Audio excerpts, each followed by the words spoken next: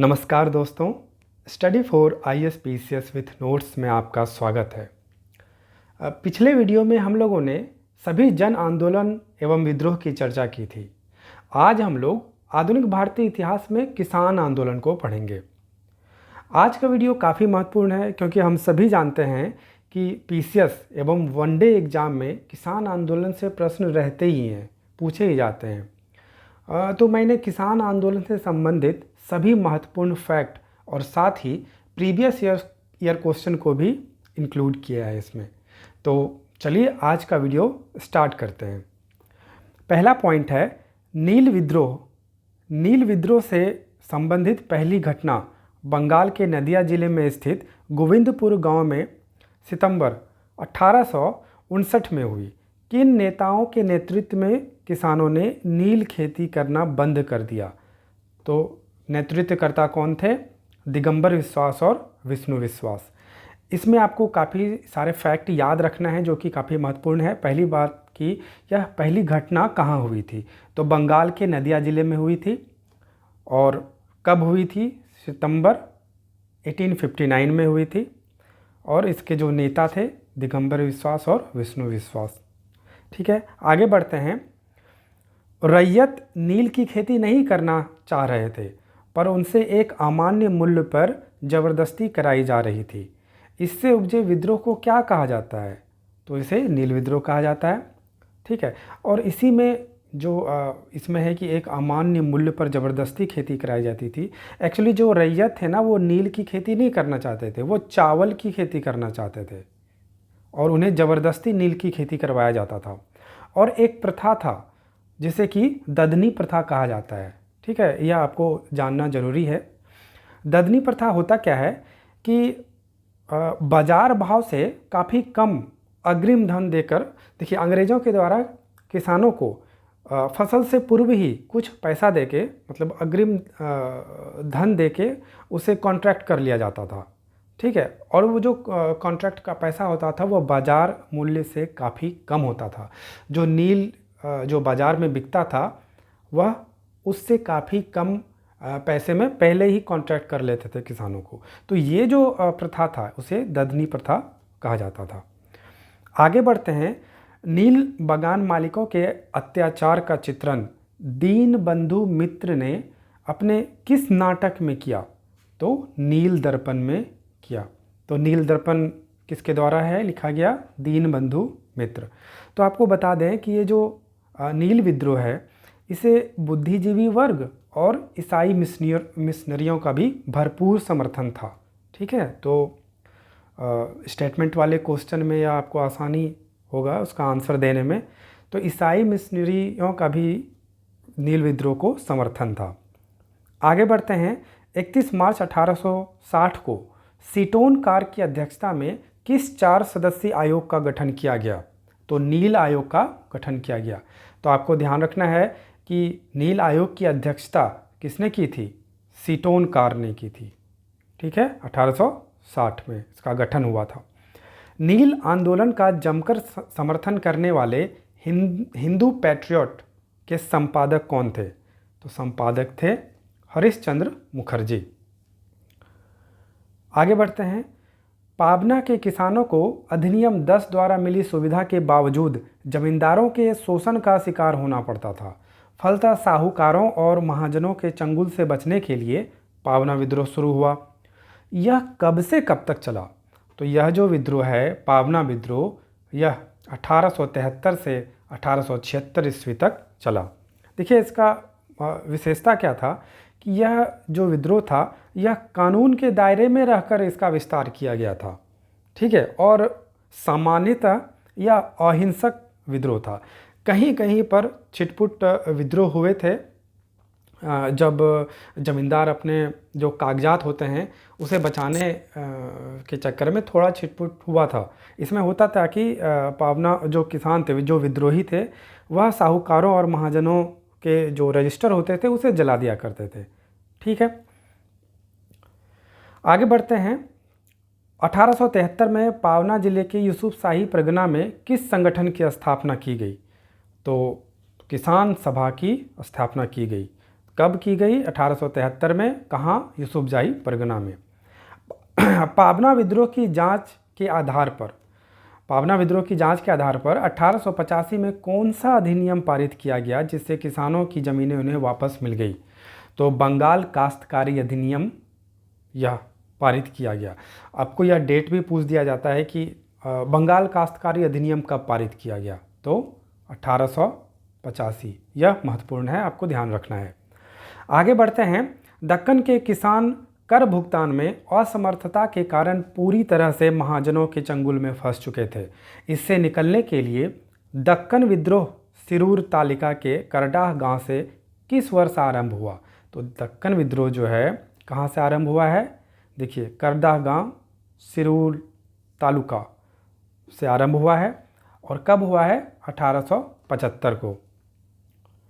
दक्कन विद्रोह की प्रकृति की जांच के लिए अंग्रेजी सरकार ने दक्कन उपद्रव आयोग की नियुक्ति की। इसकी सिफारिश पर किसानों की स्थिति में सुधार हेतु 1876 में कौन सा अधिनियम पारित किया गया? तो यह अधिनियम था दक्कन कृषक राहत अधिनियम। ठीक है, कब? दक्कन कृषक राहत अधिनियम 1876। यह अधिनियम किसके सिफारिश पर किया गया? तो दक्कन उपद्रव आयोग की सिफारिश पर। आगे बढ़ते हैं। जमींदारों के साथ साथ ब्रिटिश शासन ने केरल के मालाबार क्षेत्र में मोपला किसानों को अपने कठोर शिकंजे में जकड़ना आरंभ कर दिया, जिसके फलस्वरूप मोपलाओं ने विद्रोह कर दिया। पहला मोपला विद्रोह कब हुआ? तो पहला मोपला विद्रोह 1836 ईस्वी में हुआ है। ठीक है, ये देखिए दो मोपला विद्रोह हुए हैं, फर्स्ट फेज और सेकेंड फेज में हुआ है। तो पहला मोपला विद्रोह कब हुआ? 1836 में। देखिए 1921 में द्वितीय मोपला विद्रोह प्रारंभ हुआ और इसका मूल कारण कृषिजन्य असंतोष था। ठीक है, तो इस विद्रोह का नेतृत्व किसने किया? जो दूसरे बार मोपला विद्रोह शुरू हुआ उसका नेतृत्व किसने किया? तो अली मुसलियार ने किया था। द्वितीय मोपला विद्रोह ने सांप्रदायिक राजनीतिक रूप धारण कर लिया। क्यों? क्योंकि अधिकांश जमींदार या भूस्वामी हिंदू थे और जो काश्तकार थे वह मुसलमान थे। और जो हिंदू थे वो नंबूदरी और नायर थे, उच्च जाति के थे, प्लस साथ ही अंग्रेज़ों के द्वारा उन्हें संरक्षण मिला हुआ था। तो यह सब होते हुए काश्तकार और जमींदार के बीच में वैसे भी झड़प होता ही था किसान आंदोलन में। तो और यह इसलिए भी यह सांप्रदायिक रूप ले लिया, सांप्रदायिक और राजनीतिक रूप ले लिया। होम रूल लीग के कार्यकर्ताओं के प्रयास तथा गौरी शंकर मिश्र, इंद्र नारायण द्विवेदी, मदन मोहन मालवीय के दिशा निर्देश के परिणाम स्वरूप फरवरी 1918 में उत्तर प्रदेश में किस संस्था का गठन किया गया? देखिए यह महत्वपूर्ण है। यह उत्तर प्रदेश किसान सभा का गठन किया गया। इसमें यह नाम भी महत्वपूर्ण है, आपको पूछ लिया जाएगा कि उत्तर प्रदेश किसान सभा में निम्नलिखित में से कौन नहीं थे। ठीक है, तो आपको याद रखना है गौरी शंकर मिश्र, इंद्र नारायण द्विवेदी, मदन मोहन मालवीय, इन सब के दिशा निर्देश के फलस्वरूप इस संस्था का गठन हुआ था। और गठन कब हुआ था? 1918 में। कहाँ हुआ था? उत्तर प्रदेश में। ठीक है, आगे बढ़ते हैं। उत्तर प्रदेश के किसान आंदोलन को 1920 ईस्वी के दशक में सर्वाधिक मजबूती बाबा रामचंद्र ने प्रदान की। उनके व्यक्तिगत प्रयासों से ही 17 अक्टूबर 1920 को प्रतापगढ़ जिले में किस सभा का गठन किया गया? तो प्रतापगढ़ जिले में अवध किसान सभा का गठन किया गया। देखिए अवध किसान सभा का गठन कब किया गया? 17 अक्टूबर 1920 को। कहाँ? प्रतापगढ़ जिले में। और किनके द्वारा? बाबा रामचंद्र जी के द्वारा। गुजरात के खेड़ा जिले में किसानों ने सरकार के विरुद्ध बढ़ी हुई लगान की वसूली के खिलाफ आंदोलन किया। खेड़ा के किसानों को सहयोग गांधी जी ने किसके साथ मिलकर किया? तो यह थे इंदु लाल याग्निक और वल्लभ भाई पटेल। इन दोनों के साथ गांधी जी के सहयोग से यह खेड़ा आंदोलन शुरू हुआ था। उत्तर प्रदेश के हरदोई, बहराइच एवं सीतापुर जिलों में लगान में वृद्धि एवं उपज के रूप में लगान वसूली को लेकर अवध के किसानों ने एका आंदोलन चलाया। इस आंदोलन के प्रमुख नेता कौन थे? तो इस आंदोलन के प्रमुख नेता मदारी पासी और सहदेव थे, और ये दोनों जो थे निम्न जाति के किसान थे। वासुदेव बलवंत फड़के ने शिवाजी का मार्ग अपनाकर आदिवासियों की सेना संगठित की और फरवरी 1879 में अंग्रेजों के विरुद्ध विद्रोह की घोषणा कर दी। उन्होंने कौन सा नारा दिया?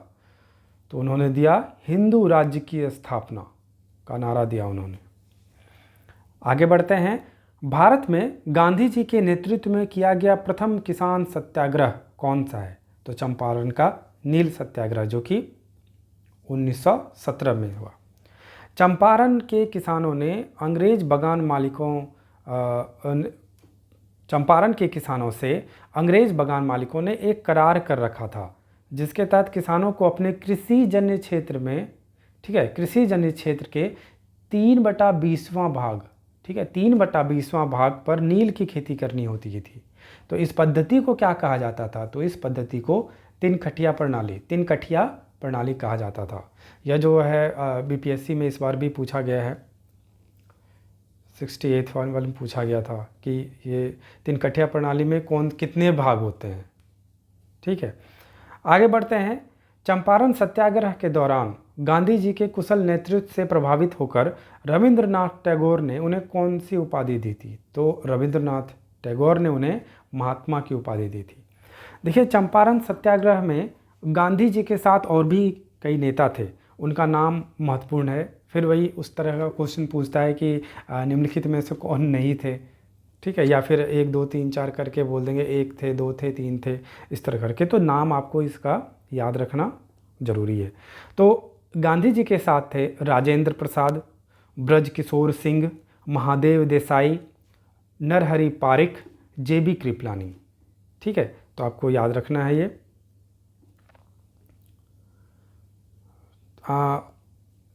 आप चाहें तो इसे ट्रिक से भी याद कर सकते हैं। ठीक है, नेक्स्ट वीडियो में मैं इसका ट्रिक बना के आपको दे दूंगा। 1916 में लखनऊ में हुए कांग्रेस अधिवेशन के दौरान चंपारण के किस किसान ने गांधी जी को चंपारण आने के लिए आमंत्रित किया था? तो राजकुमार शुक्ल। ठीक है, तो देखिए कहाँ यहाँ पर महत्वपूर्ण है, 1916 के लखनऊ अधिवेशन में। ठीक है, यह इसमें महत्वपूर्ण है। राजकुमार शुक्ल तो लगभग सभी जानते हैं, लेकिन यहाँ पर थोड़ा कन्फ्यूजन हो जाता है भाई कि कौन सा अधिवेशन था। तो लखनऊ अधिवेशन 1916। आगे बढ़ते हैं। गांधी जी के चंपारण सत्याग्रह से विवश होकर सरकार ने किसानों की बदहाली के सर्वेक्षण के लिए किस कमेटी का गठन किया, जिसके गांधी जी भी एक सदस्य थे? तो चंपारण एग्रेरियन कमेटी, और यह कमेटी 1917 में गठित की गई थी।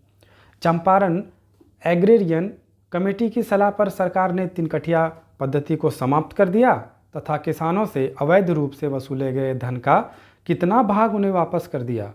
तो मात्र 25% भाग वापस कर दिया गया था। आगे बढ़ते हैं। सूरत, जो कि गुजरात में है, सूरत के बारदोली तालुके में किसानों द्वारा लगान अदायगी ना करने का आंदोलन कब चलाया गया? तो 1928 में चलाया गया, 1928 में। बारदोली सत्याग्रह का नेतृत्व किसने किया था? तो बारदोली सत्याग्रह का नेतृत्व वल्लभ भाई पटेल जी के द्वारा किया गया था।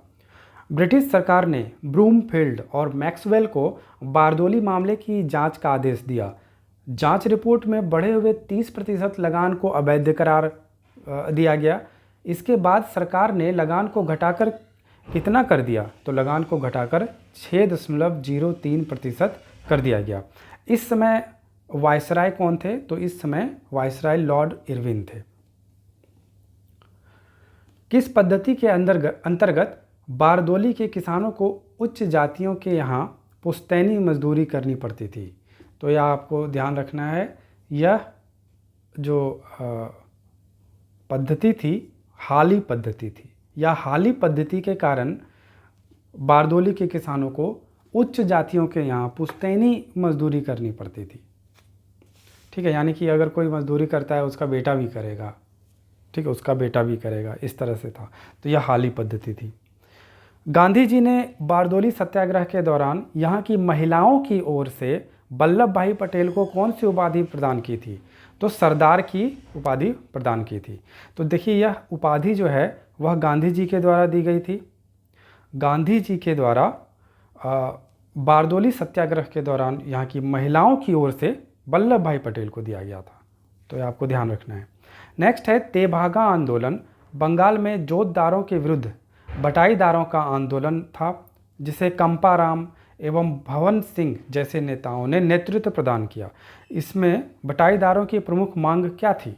तो प्रमुख मांग थी उन्हें उपज का 1/3 भाग प्रदान किया जाए। 1/3 जो होता है वह उसे तिभागा कहते हैं। तो 1/3 भाग प्रदान किया जाए, ऐसी मांग थी। आपको यह जो नेतृत्व करता थे उनका नाम याद रखना है, कंपाराम और भवन सिंह। आगे बढ़ते हैं। बंगाल की प्रांतीय किसान सभा के नेतृत्व में चलने वाला तेभागा आंदोलन बंगाल का सबसे व्यापक और जंगी आंदोलन था। यह कब से कब तक चला? तो यह जो है नवंबर 1946 से फरवरी 1947 तक चला। मेवाड़ राजस्थान के बिजौलिया के जागीरदार किसानों से 84 प्रकार का लगान वसूल करते थे। इसके विरोध में किसानों ने 1913 से 1922 तक बिजौलिया आंदोलन चलाया। इसके प्रारंभिक नेता कौन थे? तो इसके प्रारंभिक नेता थे चारण और ब्रह्मदेव। ठीक है, ये राजस्थान के एग्जाम में बहुत पूछा जाता है, बिजौलिया आंदोलन। 1922 में भारत सरकार के प्रतिनिधि हॉलैंड की मध्यस्थता से किसानों के साथ समझौता हुआ, जिसके अनुसार कितने प्रकार के करों को हटा दिया गया? तो 35 प्रकार के करों को हटा दिया गया। आगे बढ़ते हैं। बिहार किसान सभा की स्थापना वर्ष 1929 में किसके द्वारा की गई? तो बिहार किसान सभा की स्थापना वर्ष 1929 में स्वामी सहजानंद सरस्वती के द्वारा किया गया। 11 अप्रैल 1936, यह डेट महत्वपूर्ण है, 11 अप्रैल 1936 को लखनऊ में अखिल भारतीय किसान सभा की स्थापना की गई। ठीक है, इसकी प्रथम सभा की अध्यक्षता किसने की थी? इसके प्रथम सभा की अध्यक्षता स्वामी सहजानंद सरस्वती ने की थी। और महासचिव कौन बने थे? महासचिव बने थे NG रंगा जी। ठीक है, आगे बढ़ते हैं। चलिए, ये लास्ट पॉइंट था। तो हम लोग किसान आंदोलन से संबंधित सभी महत्वपूर्ण फैक्ट को देख लिए। आई होप कि वीडियो आपको अच्छा लगा होगा। और मैंने सभी महत्वपूर्ण जो जितने भी किसान आंदोलन हैं जो भी है उनके लगभग सभी महत्वपूर्ण फैक्ट को इसमें समाहित कर दिया है। ठीक है, आप इसे अगर एक बार सुने, ठीक है, सुनने के बाद अगर दोबारा सुनते हैं तो थोड़ा स्पीड बढ़ा लीजिए और फैक्ट को रिकॉल करने का कोशिश कीजिए। जब आप इसे रिकॉल कीजिएगा तो फैक्ट आपको याद रह जाएंगे। फिर अगर आप एग्ज़ाम में अगर आपके सामने क्वेश्चंस आएंगे तो आपको ऑटोमेटिकली ये आपको याद आ जाएगा, ऑप्शंस देख के याद आ जाएंगे। तो अगर वीडियो अच्छा लगे तो चैनल को सब्सक्राइब कीजिए, लाइक कीजिए। Thank you very much. मिलते हैं नेक्स्ट वीडियो में।